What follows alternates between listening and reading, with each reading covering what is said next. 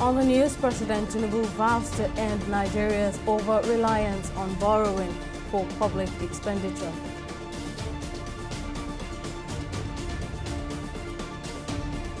Suspended CBN Governor Godwin Emefiele moves to stop DSS from further prosecution.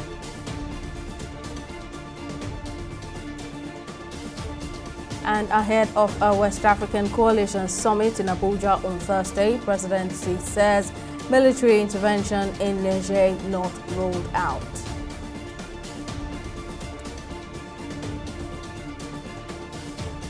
Hello and welcome to News Now on TV 360 Nigeria. I am Simisola Adigun. Head of the West African Bloc ECOWAS, Bola Tinubu, has not ruled out military intervention in Niger, but believes diplomacy is the best way forward to resolve the crisis.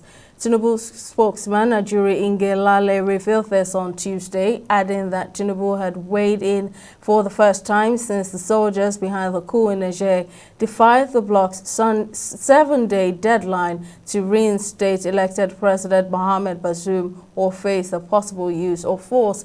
So far, efforts by ECOWAS and the United States to convince Niger's new rulers to hand back power to the democratically elected leader has made little headway. In a letter, the coup leaders say that public anger triggered by ECOWAS sanctions meant the delegation's safety could be at risk.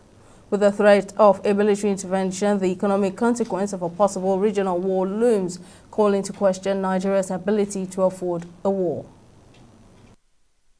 The ECOWAS mandate and ultimatum is not a Nigerian ultimatum.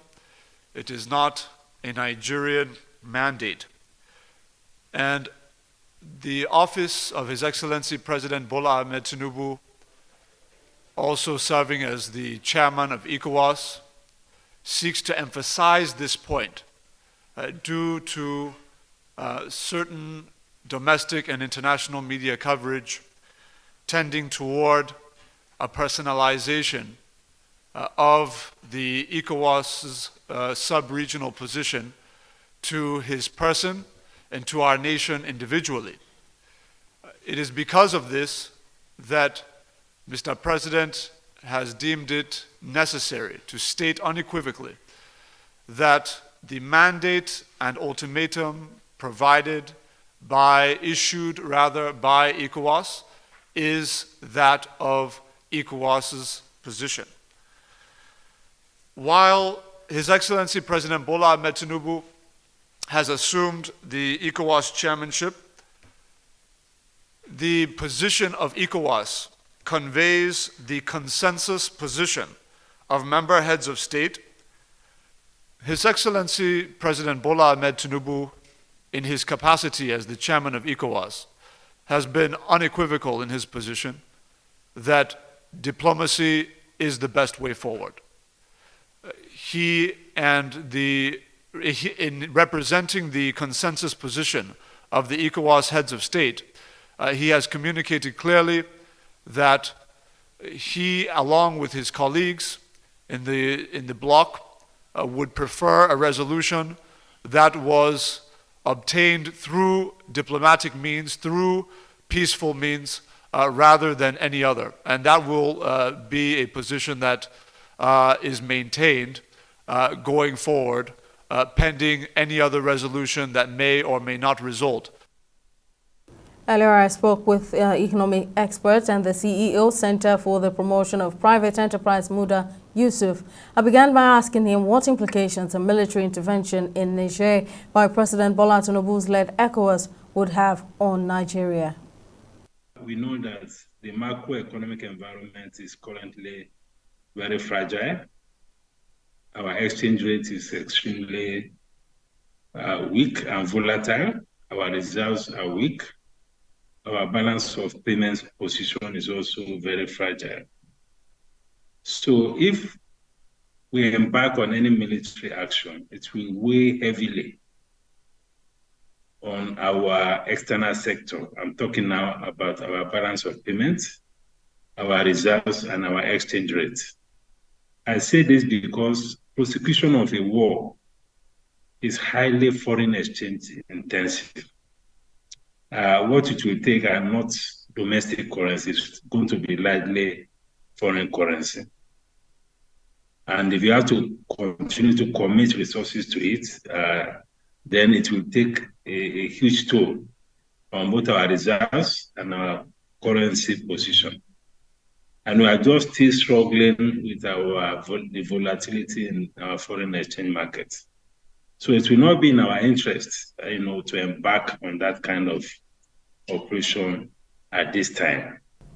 Now, give us an insight into how the expenditure on the military intervention will affect Nigeria's key economic indicators. Well, first, we are just still trying to get out of the fiscal challenges that we have had over the last 10 years or so. We know what our debt level is. We know what the fiscal deficit is. We know what the inflation situation is.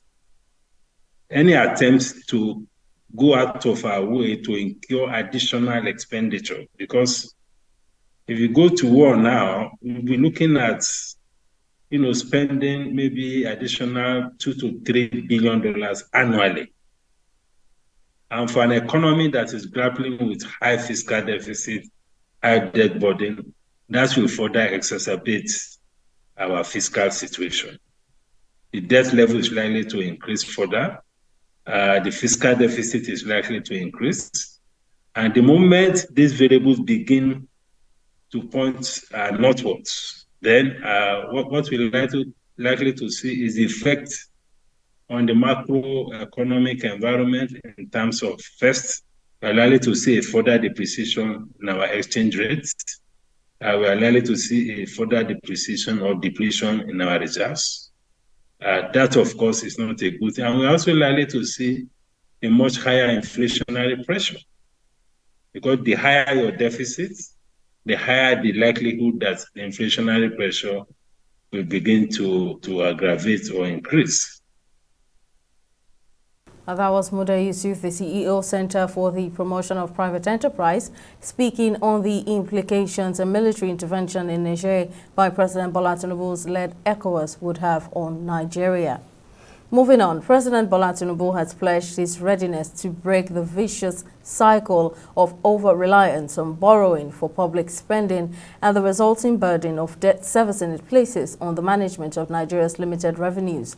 Tinubu made this known on Tuesday at the State House in Abuja while inaugurating the Presidential Committee on Fiscal Policy and Tax Reforms.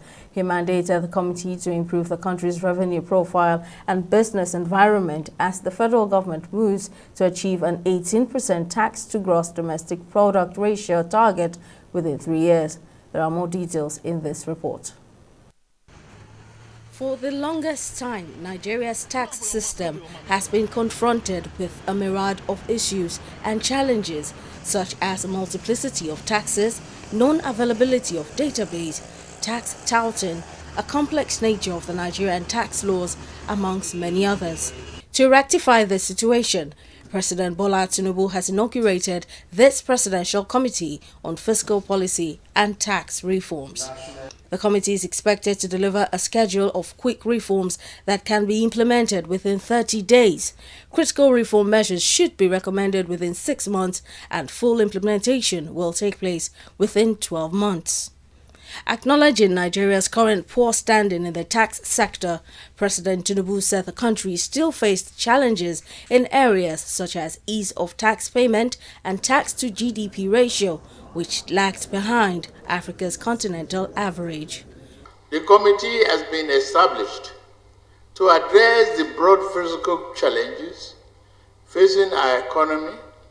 Its mandate shall be divided into 3 broad areas: physical governance, B, tax reforms, and third, growth facilitation.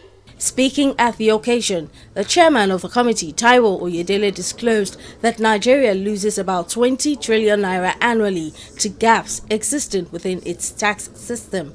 Oyedele said that the task of the committee was to get rid of multiplicity of taxes that had impeded the prosperity of Nigerians, saying this would be achieved by harmonizing and reducing taxes.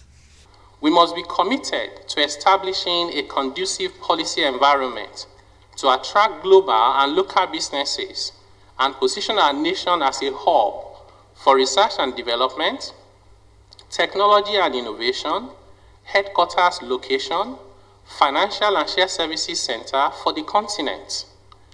Our approach will be comprehensive and long-term focused. One of the members of the committee, a 400-level economic student of the University of Ibadan, Orire Agbaje, who is also the president of the Tax Club, believes the committee is up to task to achieve its mandate and present crucial reform measures within 6 months. We are certain that its visionary leadership will lead the country to where it wants to be. I would also like to commend other members of the Tax Reform Committee for their service to the public and their move to making this country a better place.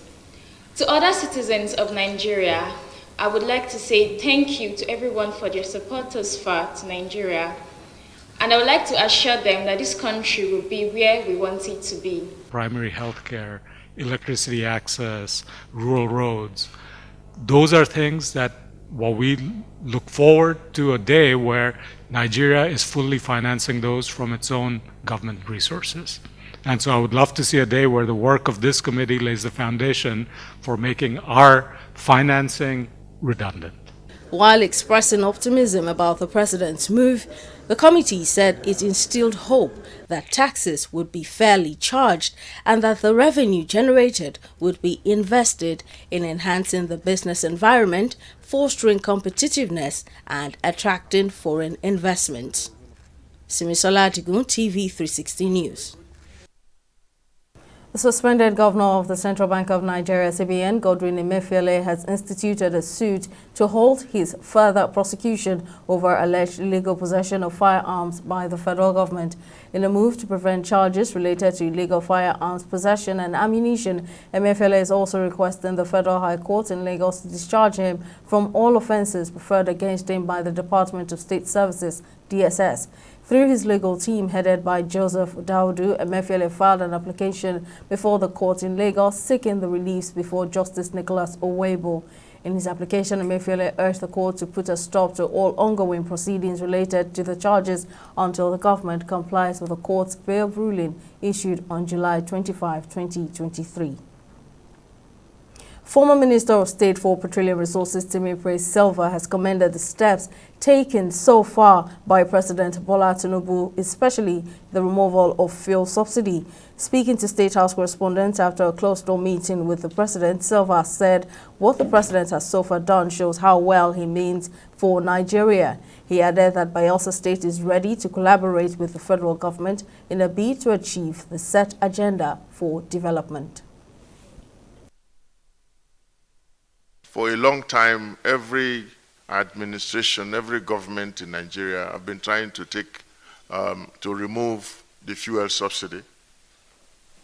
We attempted even during our time.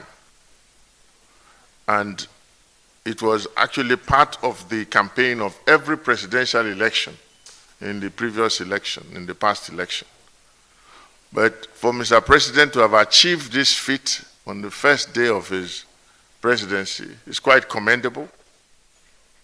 We have seen a lot happening in the monetary policy sector.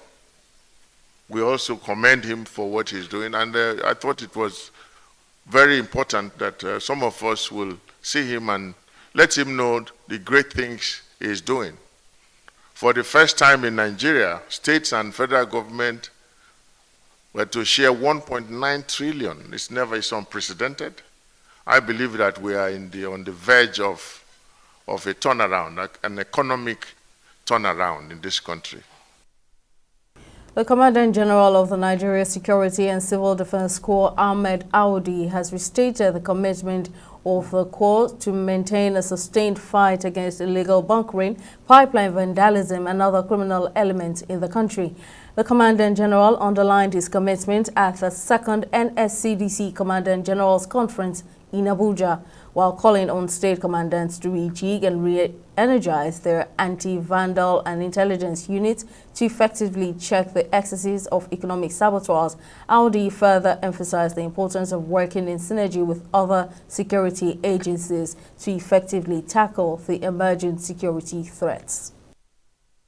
Owing to the critical nature of these assets and infrastructure to the national security and socio-economic development, the need for the court to strengthen security to safeguard the country's critical national assets and infrastructure cannot be overemphasized.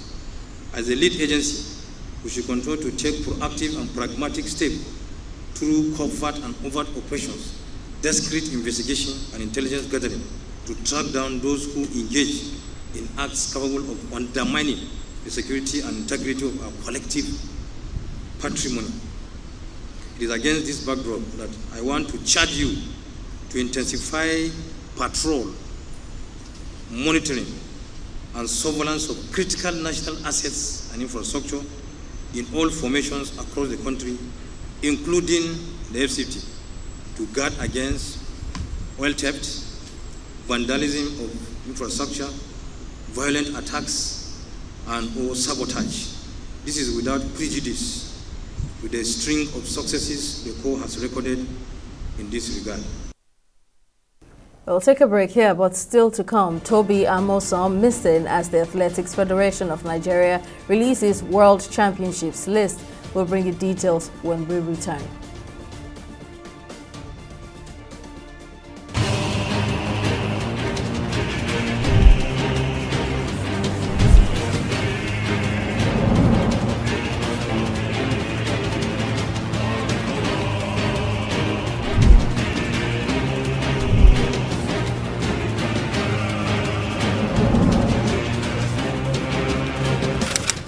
Welcome back. A quick recap of our top stories. President Bola Tinubu has pledged his readiness to break the vicious cycle of over-reliance on borrowing for public spending and the resulting burden of debt servicing it places on the management of Nigeria's limited revenues.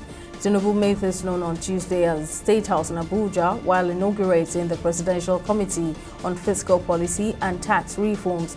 He mandated the committee to improve the country's revenue profile and business environment as the federal government moves to achieve an 18% tax to gross domestic product (GDP) ratio target within 3 years. We also told you that head of the West African Bloc, ECOWAS, Bola Tinubu, has not ruled out military intervention in Niger, but believes diplomacy is the best way forward to resolve the crisis. Tinubu's spokesman, Ajuri Ngelale, revealed on Tuesday that Tinubu had weighed in for the first time since the soldiers behind the coup in Niger defied the bloc's Sunday deadline to reinstate elected President Mohamed Bazoum or face the possible use of force. In a letter, the coup leaders said public anger triggered by ECOWAS sanctions meant the delegation's safety could be at risk. And in case you missed any of our news bulletins or for more updates, you can catch us on Limex World TV or log on to our website on www.tv360nigeria.com.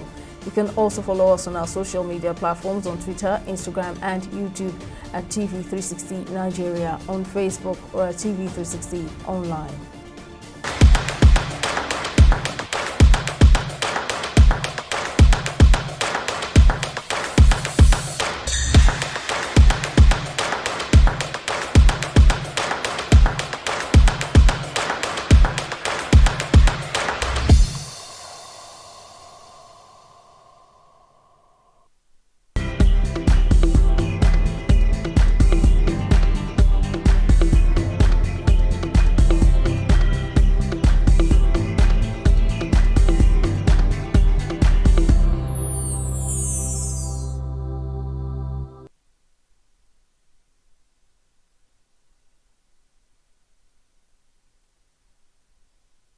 Welcome back. Let's now join Mary Kanu for business updates. Over to you, Mary. Many thanks, Simisala. Welcome to Business News. The Director General of the World Trade Organization, Ngozi Okonjo-Iweala, says President Bola Tinubu is committed to improving the lives of Nigerians. Okonjo-Iweala, who said this after a meeting with the President at the Aso Villa in Abuja, disclosed her visit was not in the capacity of the WTO DG, adding that she and the President had pledged their readiness to improve the welfare of citizens. The former Minister of Finance further revealed that her conversation with the President centered on formulating approaches to stimulate job creation, foster women's empowerment, and bolster digital trade within the country's economy. We all know that things are very difficult for Nigerians outside. Everyone is struggling. I'm here myself on a quiet visit, so this was not really an official WTO mission, but we were able to engage with Mr. President to talk about what are the kinds of programs that could be put in place to make sure that the suffering of Nigerians are being alleviated. And we had a really good conversation on trying to look at community and grassroots programs that can be put in place to create jobs for young people, on trying to support women and children, who are those who are bearing the brunt of some of the suffering in the country. We talked about how, for the longer term, we need to look at investment opportunities that Nigeria can seize, including in the pharmaceutical industry. We also talked about what type of support the WTO, the World Trade Organization, can bring. We are already working in Nigeria with women in particular who own small and medium enterprises to try to help them upgrade the quality of their products, whether it's in the agricultural area, in textiles, and in other areas, so that they can sell more internationally. We're trying to help them with digital trade. The wave of the future is digital trade. So how do we train, empower, and give Nigerian women and owners of small and medium enterprises support so they can trade more, create more jobs? We'll take a break and be back with Stock Market Report. Just stay with us.